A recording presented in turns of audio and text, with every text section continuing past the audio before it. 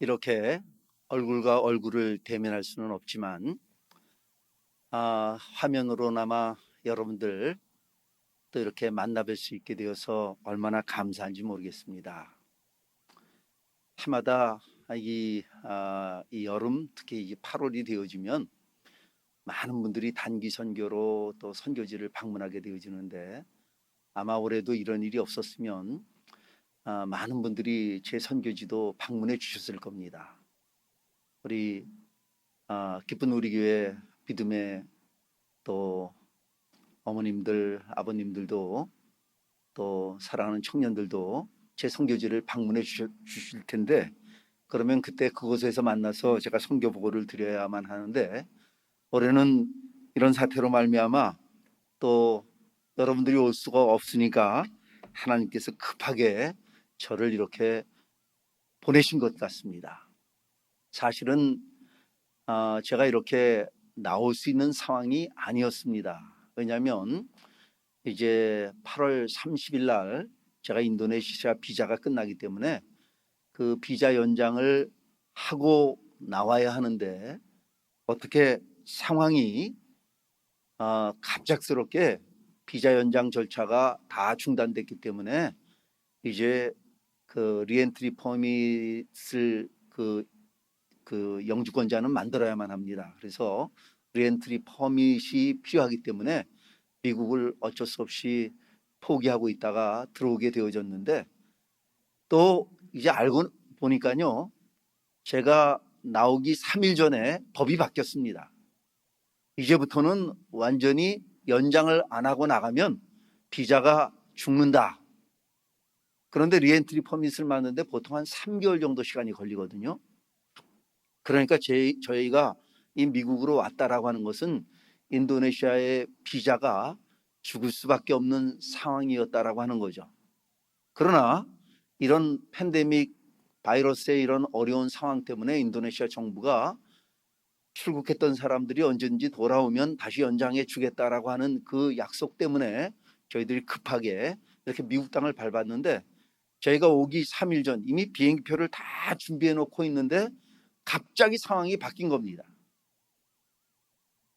그래서 비자 연장을 하면은 한 2개월 정도 걸리니까 우리가 빨리 나올 수 있어도 9월이나 10월 정도나 돼야 이제 미국을 방문할 수 있을 것이다 라고 생각을 했는데, 뭐 비자 연장을 하지 않아도 나가도 좋다고 해서 나왔는데 막상 나오고 보니까 비자 연장 안 하면 안 된다라고 하는 법이 또 새롭게 생겨서, 정말 도저히 저로서도 왜 이렇게 갑작스럽게 이렇게 나올 수밖에 없게 하셨을까.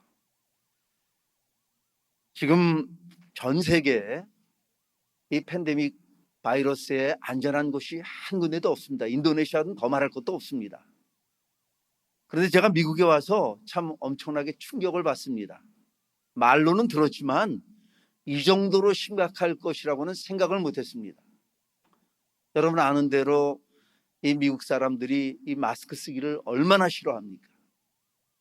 그런데 뭐 대부분의 사람들, 물론 아직도 무슨 마음 가지고 마스크를 안 쓰는지 모르겠지만 마스크를 안 쓰는 분들이 있지만, 마스크를 쓰고, 그리고는 식당은 대부분 다 문이 닫혀서 제가 여러분들을 만나고 싶어도 만날 장소가 없습니다. 뭐 차를 마시는 곳이나 식당이나 다 문을 닫혀서 여러분들에게 연락하고 또 여러분들을 만나는 것이 오히려 폐가 될 수밖에 없는 그와 같은 상황입니다. 비록 여러분들 일일이 다 찾아뵙고 어르신네들 인사도 드리고 반갑게 이렇게 손을 잡고 기쁨으로 또 선교지에 있었던 그 선교지에 있었던 그 기쁨의 소식들을 증거해야만 하는데, 비록 그렇게 할 수는 없지만 우리가 지금 이곳 속에서, 이런 상황 속에서 마치 우리 눈으로는 직접 뵙지 못하고 성령으로 우리와 함께 하시는 그 하나님 앞에서 우리가 이 마지막 때에 어떻게 신앙생활을 할 것인가라고 하는 것을 하나님께서 우리에게 지금 훈련시켜주고 있는 것이구나라고 하는 것을 마음속으로 생각해 봅니다. 여러분, 우리는 하나님을 믿습니다. 세상에 많은 사람들이 눈에 보이지 않는다고 하나님이 없다고 이야기하고 예수님을 구주로 받아들이지 못하고 있습니다. 그러나 우리는 눈에 보이지 않지만 성령 하나님께서 우리와 함께함을 믿고 우리가 예배하는 그곳 어느 곳인지 간에 성령 하나님께서 우리와 함께 임재하심을 믿는 겁니다. 그런데 성령 하나님만 그렇게 하는 것이 아니라 악령의 역사도 그렇게 하고 있다라고 하는 것을 우리가 지금 뼈저리게 느끼고 있습니다. 눈에 보이지 않는 그 악한 바이러스, 그 바이러스를 막기 위해서 우리가 마스크를 쓰고 그 바이러스 때문에 우리가 얼굴과 얼굴을 대하지 못하고 이렇게 예배를 드립니다. 이것을 바꾸어서 우리가 지금 여기서 예배 드리는 이것들이 하나님과 얼굴과 얼굴, 우리 주님과 얼굴과 얼굴을 맞대지 못하지만 주님은 우리와 늘 지금 이 상황처럼 함께 하셨다라고 하는 것을 뼈저리게 느끼고 있다라고 하는 것입니다. 할렐루야. 오늘 우리에게 주신 이 본문 말씀 누가복음 10장은 특별히 선교사들에게 또 보냄을 받은 사람들에게 아주 중요한 그 같은 사역의 말씀, 사역자들의 말씀, 파송의 말씀이라고 할 수 있습니다. 이 말씀 1절로부터 3절 말씀에 오면 예수님께서 이제 당신은 육신의 몸을 입고 있기 때문에 여러 곳에 갈 수 없기 때문에 70명의 제자를 세웁니다. 12제자를 세웠고 그 12제자를 확대한 70명의 제자를 불러 세우고는 그들을 2명씩 이제 파송을 합니다. 파송을 하면서 그렇게 말씀하십니다. 추수할 것이 너무나 많다. 그러니 너희가 가서 이제 하나님의 사명을 감당하라 말씀하시면서 내가 너희를 보냄이 어린 양을 이리떼 가운데 보냄과 같도다. 그렇게 말씀하십니다. 오늘 어쩌면 이 땅에 살아가고 있는 하나님의 사람들의 모습, 우리를 부르시고 오늘도 우리를 세상으로 보내시면서 특별히 LA에 수많은 죽어가는 영혼들, 저는 이 LA를 작은 세계라고 이야기합니다. 늘. 왜냐하면 이 LA에서는 전 세계, 가지 않아도 전 세계 모든 인종을 다 만날 수 있는 곳이 이 LA라고 하는 도시입니다. 저는 인도네시아로 보냄을 받았지만 여러분 한 사람 한 사람은 이 LA 땅으로 하나님께서 부르셔서 오늘도 이 LA에 오고 있는 수많은 사람들에게, 주님을 알지 못하는 사람들에게 복음을 증거케 하기 위하여 우리 모두를 이곳으로 부르시고 또 이곳으로 보내셨다라고 하는 것이죠. 그런데 우리의 삶의 자리가 정말 마지막 때가 가까워지면서 추수할 것이 온통 들판에 가득 차 있는, 특별히 이번에 이 바이러스의 팬데믹 사태를 맞으면서 정말 우리가 살고 있는 이 세상이 이렇게 마지막에 올 수 있겠구나, 주님께서 말씀하신 그 대추수 때가 바로 이렇게 지금 우리 눈앞에 일어나고 있구나라고 하는 것을 우리가 뼈저리게 느낍니다.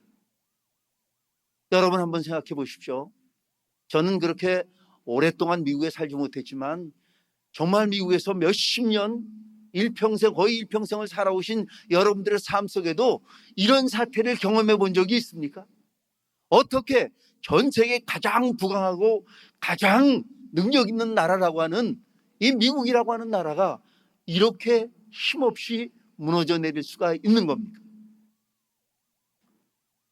우리가 그동안 정말 어떻게 생각하면은 너무나 안일하게 살아왔지만, 하나님의 나라가 마지막이 이렇게 올 수 있겠구나라고 하는 것을 정말 뼈저리게 느끼면서 우리를 보내시고 또 우리가 보냄을 받은 이곳이 이 바이러스뿐만이 아니라 정말 영적으로 볼 때는 악한 사탄 마귀가 우는 사자처럼 우리를 움키려고 하는 그 같은 마지막 때를 우리가 살아가고 있다라고 하는 사실을 기억하면서 정말 우리를 부르신 그 주님께서 오늘 오늘 본문 말씀 17절에서부터 20절 말씀은 주님께서 제자들을 그렇게 부르시고는 그리고 보내십니다. 그리고 제자들이 가서 사역을 잘 감당하고는 돌아와서 신바람이 나서 기쁨으로 주님 앞에 그렇게 보고를 합니다. 주님의 이름으로 악한 사탄의 그 능력들이 하늘에서부터 막 떨어지고 그야말로 주님의 이름으로 모든 병자가 고침을 받고 귀신들이 놀라 도망가는 것들을 우리가 보았습니다 라고 하는 보고를 드릴 때 주님께서 그렇게 말씀하십니다. 주님은 제자들의 그 보고를 받으면서 귀신들이 하늘에서부터 악한 영들이 떨어지며 귀신들이 항복하는 것, 그것들을 이렇게 보시면서 주님께서 그렇게 말씀하십니다. 번개같이 사탄들이 떨어지는 것을 내가 이미 보았다. 무슨 말씀입니까? 너희들이 내게 사역 보고를 하지 않아도 내가 이미 다 알고 있다. 그렇게 될 것이라고 하는 것을 알고 있었을 뿐만 아니라 너희들이 한 사람 한 사람 사역하는 것들을 내가 다 이미 보고 있었다. 그렇게 말씀하십니다. 그러면서 너희들이 그렇게 사역할 수 있는 그 모든 능력을 내가 이미 너희들에게 주었다. 그렇게 말씀하십니다. 19절 말씀에서. 이 말씀은 무슨 말씀입니까? 오늘 우리가 지금까지 다행히 나는 이렇게 질병에 걸리지 않았어. 여러분, 우리가 질병에 걸리지 않은 것까지도 우리 주님께서 우리를 지켜주시고 우리를 붙들어 주셨기 때문이지, 내가 마스크 잘 쓰고 내가 손 잘 닦고 그래서 내가 건강할 수 있다라고 여러분 생각하십니까? 그렇지 않습니다. 얼마나 많은 사람들이 왜 내가 이 병에 걸리는지 알 수가 없습니다. 어디서부터 이 병이 내게 왔는지 알 수가 없습니다 하는 사람들이 얼마나 많은지 모릅니다. 제가 지난주에 와서 권사님 한 분을 만나서 여쭤봤습니다. 이 팬데믹 사태로 특별히 우리 기쁜 우리 교회는 어르신들이 많은데 이것 때문에, 이 질병 때문에 어려움을 겪은 분이 없습니까?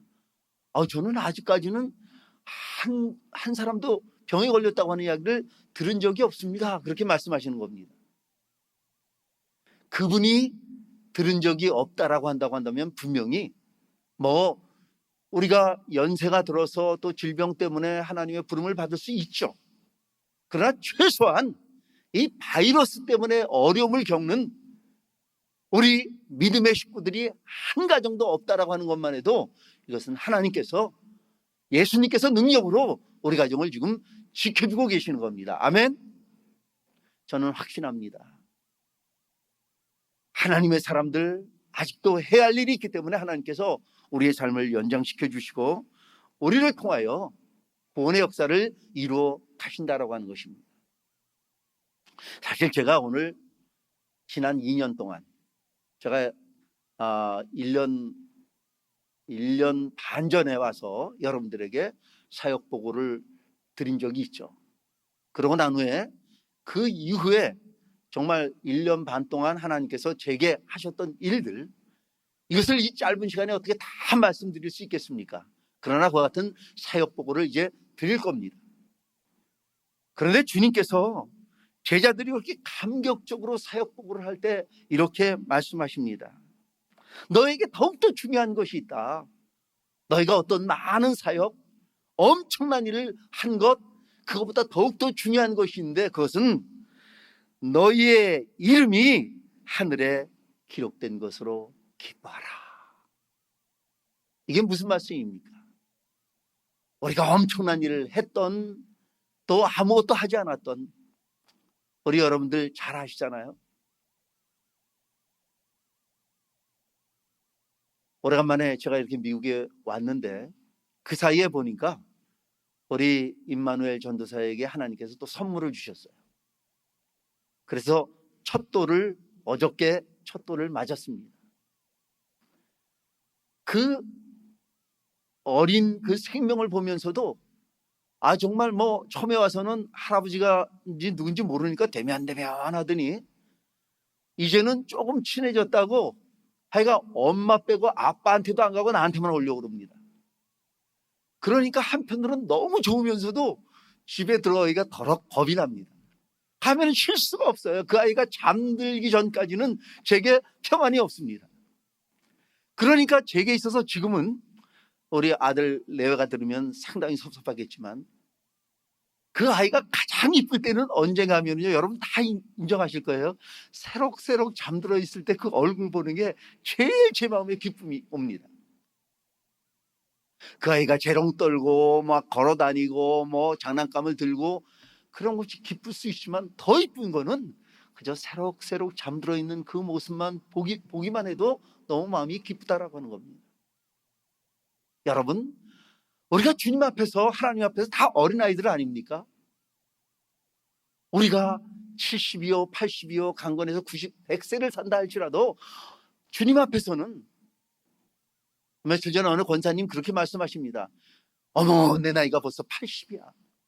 근데 요즘은 내가 자꾸만 엄마가 보고 싶어. 저는 그 말을 들으면서 이상했습니다. 아니, 저 할머니가 엄마를 보고 싶다니. 우리가 다 그런 존재들이라고 하는 거죠. 하나님께서 우리를 귀하게 여기시는 것은 우리가 아무것도 하지 않고 그저 주님만 이렇게 바라보고 있는 것. 우리가 새록새록 잠들어 있을 때도 주님은 우리를 가장 사랑한다라고 하는 겁니다. 제가 인도네시아에서 많은 사역을 했기 때문에 하나님이 저를 기뻐하시는 것이 아니라 내가 하나님의 백성이 되게 불러주신 분도 그분이시오. 오늘도 주님의 이름을 부르며 주님 앞에 나아가는 제 모습, 제 이름을 하나님의 나라에 기록해 놓으시고 그곳으로 주님은 기뻐하라 말씀하시면서 우리가 이미 받아야 할 상급도 다 받았고 주님은 세상의 어떠한 것보다도 우리의 모습이 어떠한 모습으로 있든지 간에 우리가 주님을 주여 부르며 하나님을 아버지라 부르는 우리의 삶의 모습을 더욱더 기뻐하신다라고 하는 겁니다. 그러기에 우리는 두려워할 것이 없습니다. 우리가 어떤 삶의 자리에 있든지 간에 주님이 나를 사랑하시고 주님이 나와 함께 하시며 감당하실 수 있는 능력도 주신다라고 하는 사실을 기억할 때 우리는 정말 어떤 삶의 자리에 있든지 간에 비록 이 팬데믹으로 말미암아 이런 어렵고 힘든 상황에 있다 할지라도 우리가 경제적으로 또 사회적으로 여러 가지로 어려운 상태에 있다 할지라도 하나님께서 나와 함께 하신다고 하는 이 믿음을 가지고 담대하게 승리할 수 있는 나와 여러분들, 우리 기쁜 우리 교회 온 믿음의 식구들이 되시기를 간절히 바랍니다. 이제 지난 1년 반 동안 하셨던 일들을 여러분들에게 보고를 드리겠습니다. 지금 인도네시아도 참 말할 수 없이 이 상태가 위중한 상태입니다. 한 달 전까지만 해도 매일같이 몇 명이 확진됐습니다. 몇 명이 확진됐습니다. 그렇게 보고를 하더라고요. 발표를 하더라고요.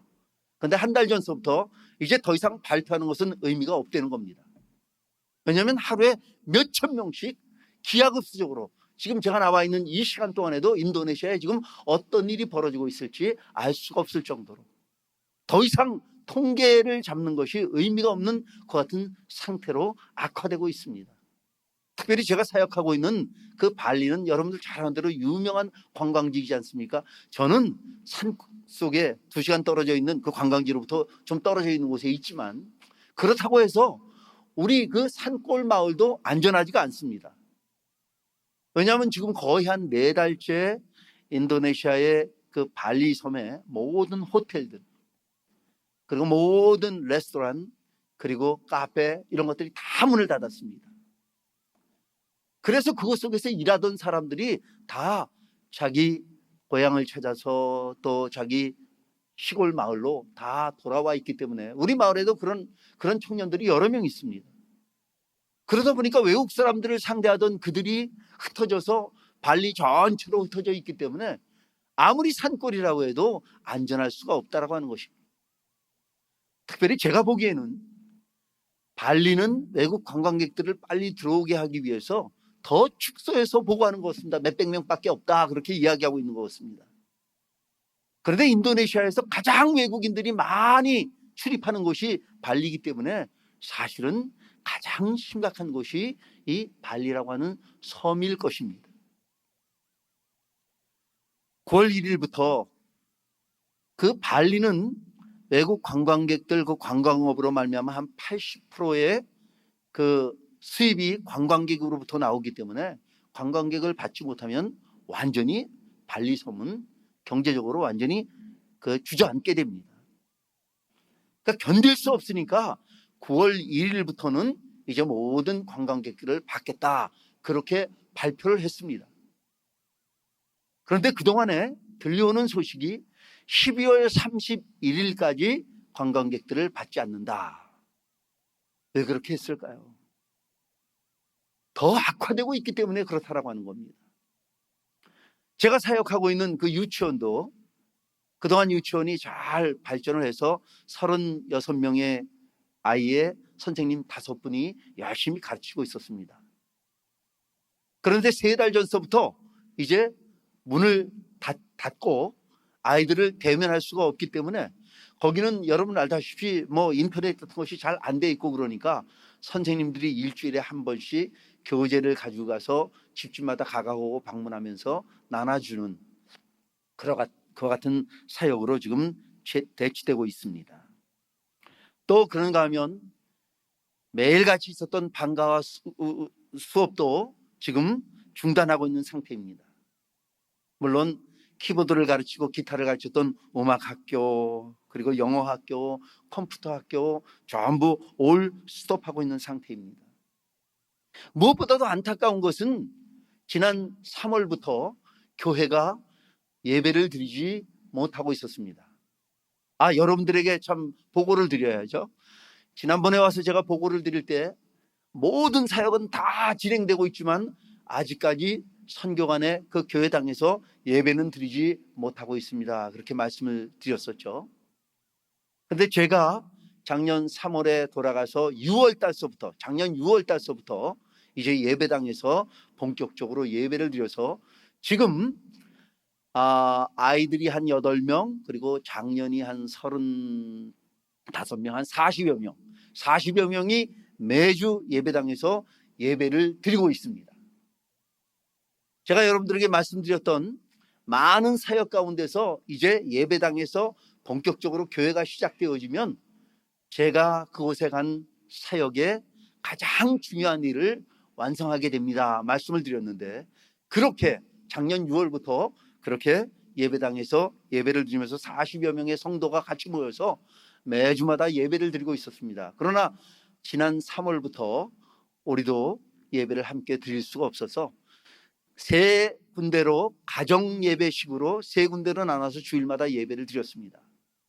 그러다 보니까 이제 막 시작한 교회의 믿음도 약하기 때문에 믿음들이 점점 약해져서 도저히 안 되겠다 싶어서 지난 6월부터 그 지역 주민들에게 이야기했습니다. 우리가 거리도 넓게 뛰고 마스크도 쓰고 찬양도 그리고 마스크 쓰고 부르고 그러면서 예배를 아주 약식으로라도 드리겠다. 그랬더니 그 마을 지도자들이 그렇게 이야기합니다. 만약에 무슨 사태가 일어나면 책임을 지십시오. 우리는 그것에 대해서 분명히 얘기합니다. 그러나 그렇게 하고 싶다고 한다면 예배를 드려도 좋겠습니다. 왜냐하면 우리가 드리고 있는 그 예배당이 정식으로 예배당 허가를 법적으로 받을 수가 없는, 법적으로는 받을 수가 있지만 그 상황 때문에 절대 받을 수가 없는 그 같은, 그래서 법적인 허가가 없습니다, 예배당 허가가.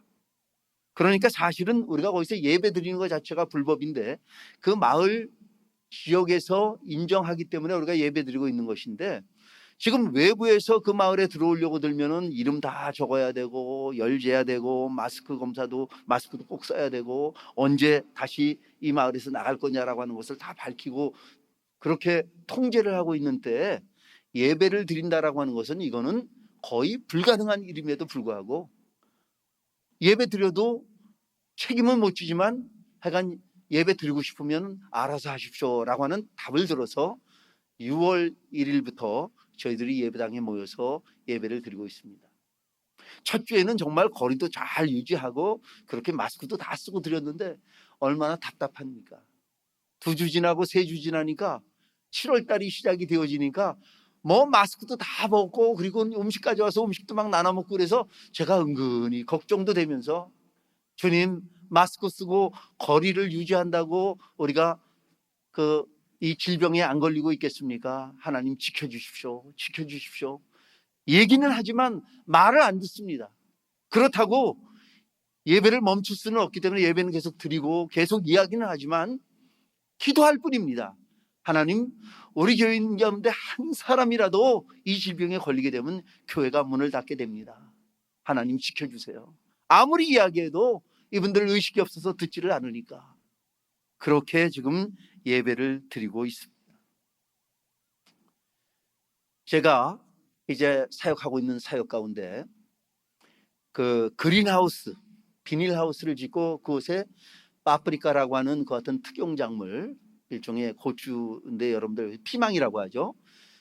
그 인도네시아 사람들, 특별히 그 지역의 사람들은 이 피망이 무슨 과일인지를 모릅니다.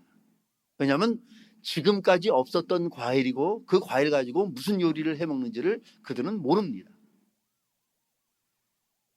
그런데 이 피망이라고 하는 곳이 좀 더운 지방에, 그러면서도 이 그린하우스를 짓고 또 물이 많은 지역에서 그렇게 재배할 수가 있는데, 우리 마을이 이 피망을 재배할 수 있는, 파프리카라고 하는 이 피망을 재배할 수 있는 가장 적합한 곳이라고 하는 곳입니다.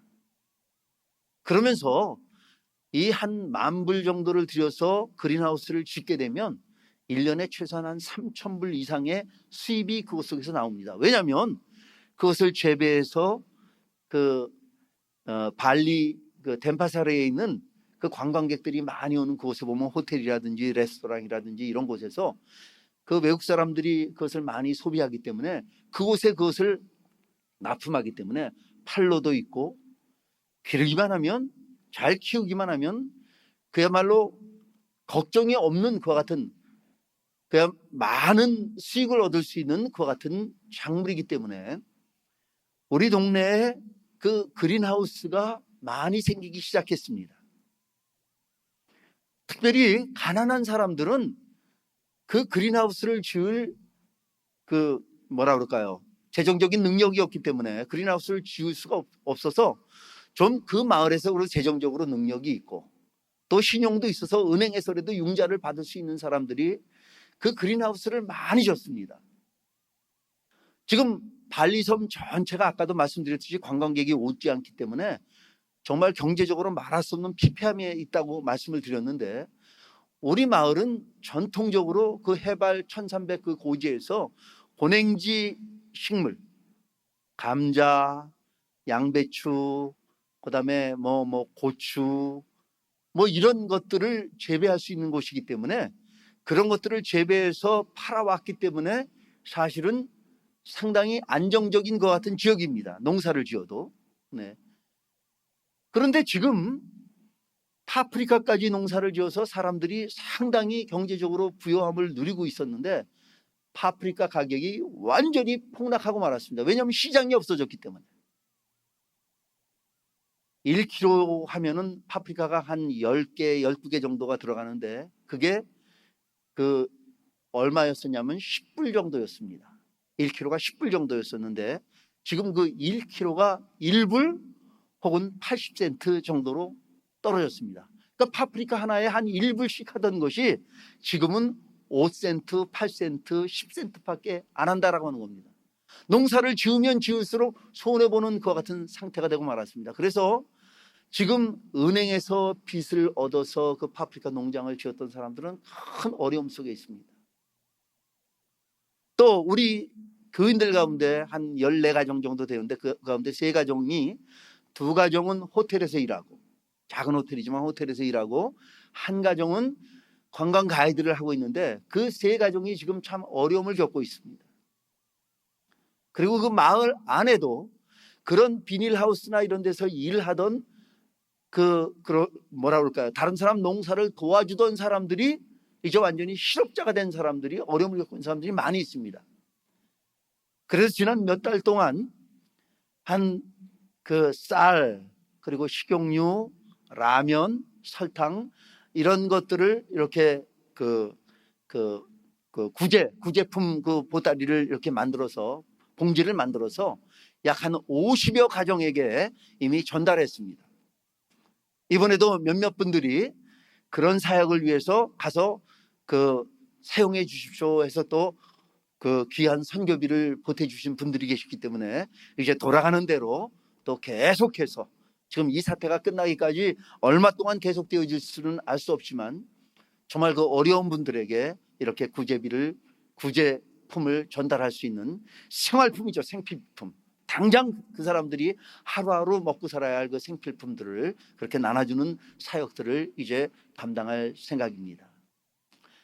또 어느 교회가 지원을 해서, 또 한국에 있는 교회 한 교회, 또 이 남가주에 있는 교회 한 교회가 지원을 해서 저희가 지금 그린하우스를 2채를 졌습니다.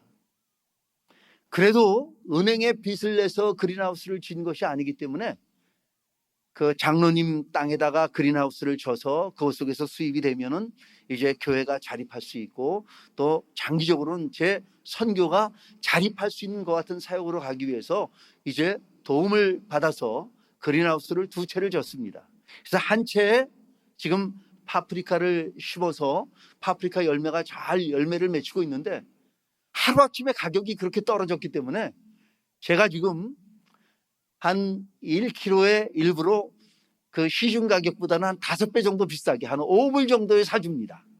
5불 정도에 제가 사서, 그러니까 제 개인 돈이라고 해서 선교비로 그것을 사서 그 파프리카는 그 덴파사르에 있는 한인들에게 또 믿음이 없는 한국 사람들이 있거든요. 그런 사람들에게 이렇게 전도 차원에서 이렇게 나눠주는 그 같은 일들을 하고 있습니다.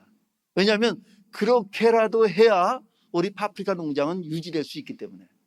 그러니까 파프리카 농장 중에 가장 안정적인 것이 우리 파프리카 농장이라고 할 수 있는 거죠.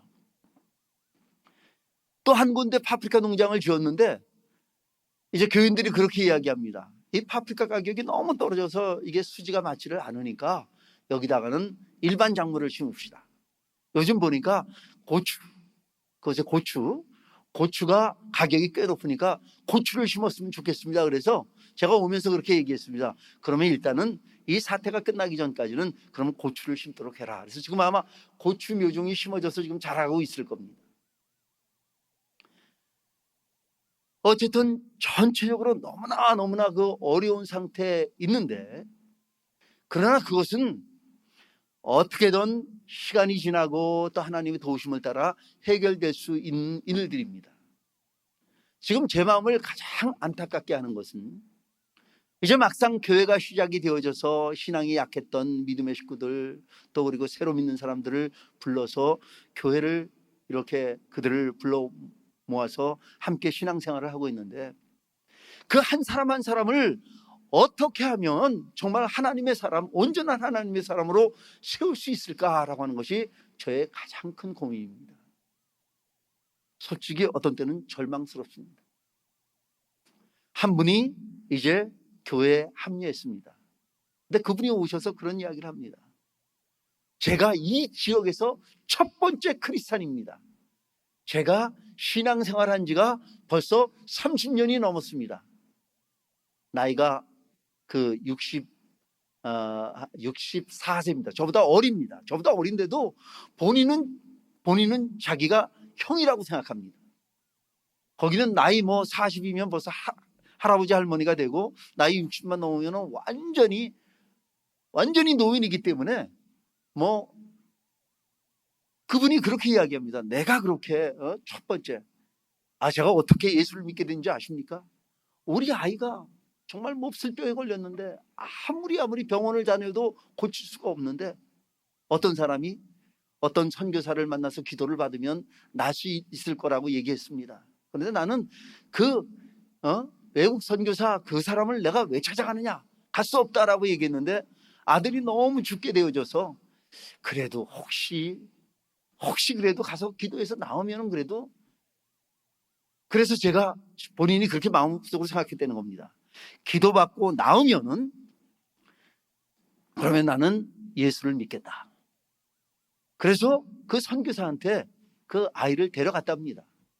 그래서 선교사가 그저 인도네시아 말도 잘 못하면서 혀 구부러진 소리로 뭐라고 막 열심히 그렇게 기도를 하는데, 저렇게 기도해서 될까 싶기도 했는데 아이가 정말 낫대는 겁니다. 그래서 하나님과 약속을 했으면 저희가 교회를 가야만 하는데, 신앙인이 되어야만 하는데, 또 아이가 낫게 되니까 에이 날 때쯤 됐으니까 낫겠지, 그런 마음이 들게 되는 겁니다. 그래서 교회를 안 갔답니다.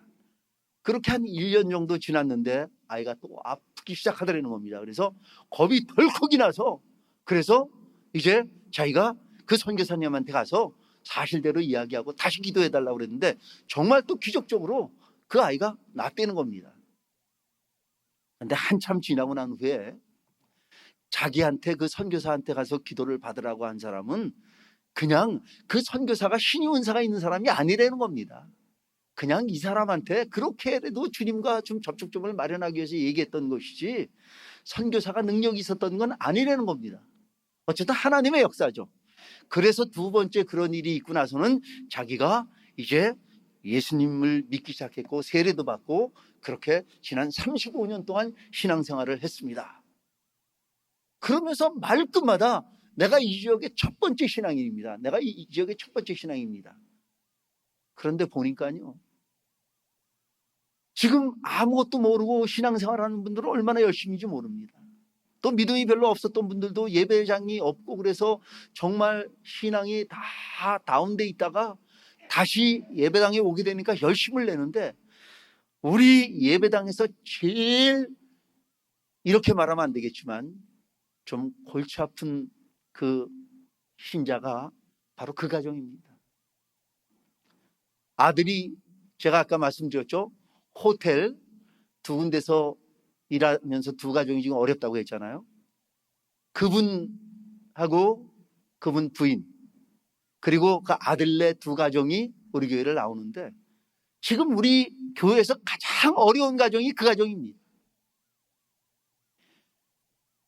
그 와이프도 지금 오늘 내일, 그러니까 지금 어떻게 보면 그분은 자기가 좀 기분이 좋으면 교회당 와가지고 그냥 뭐 가장 믿음이 좋은 것처럼 막 그럽니다. 그런데 뭐 조금만 무슨 이유가 있으면 예배당에 안 오는 겁니다. 예배드리러 안 오는 겁니다.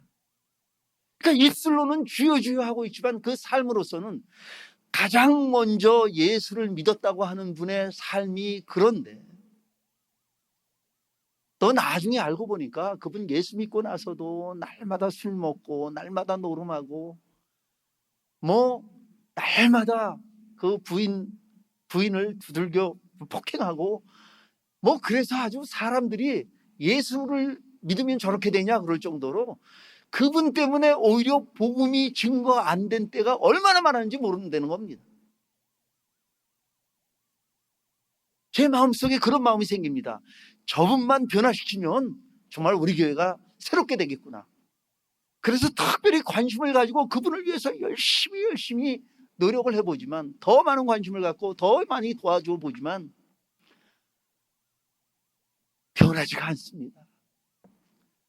35년 동안 예수 믿으면서 자기가 잘 믿는다고 생각하고 있는 그분이 변하겠습니까?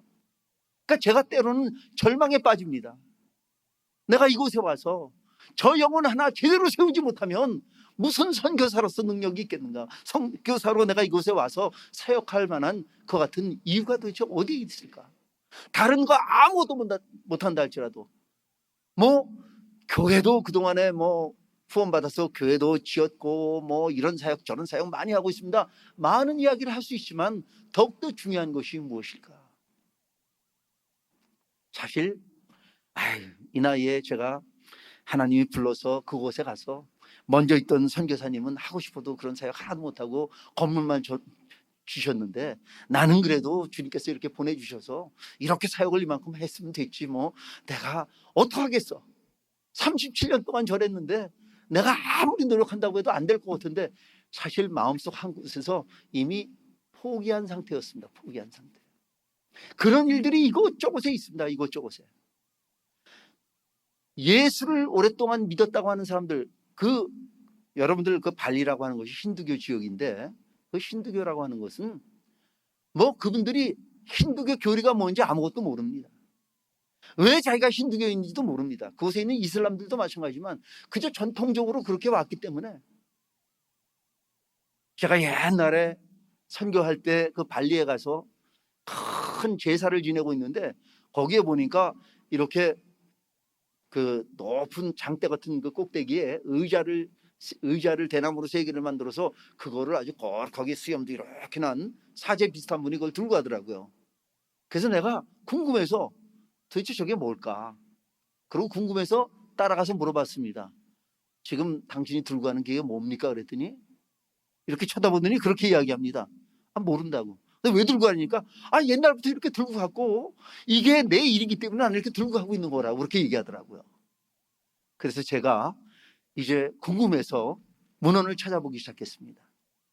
그랬는데 그것은 이 힌두교에도 3가지 신이 가장 큰 신입니다. 위스누, 그 다음에 우리가 잘 아는 시바신, 그 다음에 브라마신, 이런 3신이 있는데 그 3신이 그것 속에 앉게 하기 위해서 상징적으로 그렇게 그걸 들고 가는 거랍니다. 저는 기독교인인데도 이제 그 의미를 아는데 그분들은 그게 무슨 의미인지도 모르고 그렇게 들고 다니는 겁니다. 뭐 주민을 외워도 무슨 뜻인지 모르면서 중얼중얼 외우는 것이고, 하여간 왜 하는지 모르면서도 오랫동안 종교적인 전통에 의해서 그렇게 살아왔고, 태어날 때 힌두교인으로 태어났고 죽을 때 힌두교인으로 죽기 때문에 나는 힌두교인이다, 그렇게 이야기하는 겁니다. 그런데 힌두교인만 그런 것이 아니라 기독교인들도 그런다라고 하는 겁니다. 나는 주민등록증에 기독교인이라고 기록되어 있으니까 기독교인이지. 여러분 한번 보십시오. 오늘날 유럽이나 또 우리가 알고 있는 미국의 이 피폐함이 무엇 때문에 그렇습니까? 주류 전통 교단들이 이렇게 점점 나약해지고 있는 이유가 무엇입니까? 평생에 어쩌면 2번 아니면 1년에 2번만 교회 가면 된다고 그러죠? 네? 그 성탄절하고 부활절 2번만 교회 가면 되는 것이고, 태어날 때 세례 받을 때 1번만 하고, 그리고 죽을 때 내가 그 장례식 때 예배 드리면 된다. 그러면 나는 기독교인이다. 이렇게 생각하는 사람들이 얼마나 많습니까? 사실은 교회를 어렵게 하는 것이 외부의 세력이 아니라 교회 안에 정말 나를 부르신 주님의 그 부름이 얼마나 귀한 것인가라고 하는 것을 깨닫지 못하고 그저 형식적으로 습관적으로 생활하는 그 같은 많은 처치맨들 때문에, 아니 교회조차 오지 않는, 이번 이 팬데믹으로 말미암아서 이렇게 예배드리니까 집에서 예배드리니까 너무 편해. 앞으로도 계속해서 이제 이 사태가 다 끝나도 교회 안 가고 교회는 한 달에 1번 정도 만나서 서로 반갑게 얼굴 보면서 차나 마시고 우리 이렇게 계속 예배드렸으면 좋겠어. 이런 분들이 기쁜 우리 교회는 한 분도 없을 거예요. 그런데 저기 제대로 안 된 교회는 그런 교회들이 많이 있을 수 있다고 하는 겁니다. 너무나 안타깝습니다. 알곡과 죽정이가 확실히 갈라지는 때가 되었다라고 하는 거죠. 사실 이번에 와서 어떤 기도 열심히 하시는 그 분이 그런 이야기합니다. 임성교사님, 물 만난 고기처럼 지금 인도네시아에 가서 너무 신바람 났어. 그리고 이거저거 많이 하는데 진짜 중요한 것은 한 사람 한 사람 영혼을 살려내는 일인데, 뭐 그린하우스 짓고 교회도 짓고 교회 모이고 뭐 애프터 스쿨하고 뭐 이런 것 때문에 지금 신나가지고, 근데 저러면 안 되는데 그분이 그랬다는 겁니다. 기도해 보니까 3년 동안은 그냥 놔둬라. 3년 후에는 계속 저러면 내가 가만 안 두겠다. 주님이 그러시더라는 겁니다. 그렇다고 은근히 우리 사모한테 얘기를 했다는 겁니다. 저는 그 말을 듣고 겁이 덜어 났어요. 이거 뭐 그냥 이제는 돌아가면 그 가장 제일 먼저 예수 믿었다고 하는 그분부터 꼼짝 못하게 정말 붙잡고, 그를 변화시키지 않으면 내 선교는 실패다라고 생각하고 정말 붙잡고 그로 하여금 새로운 하나님의 사람이 될 수 있도록 그렇게 변화시키겠다. 그 한 사람만 구원해도 내 선교는 결코 실패가 아니다. 그렇게 할 때 정말 많은 영혼들을 구원할 수 있는 그 같은 능력 있는 선교가 될 것이다, 저는 생각합니다.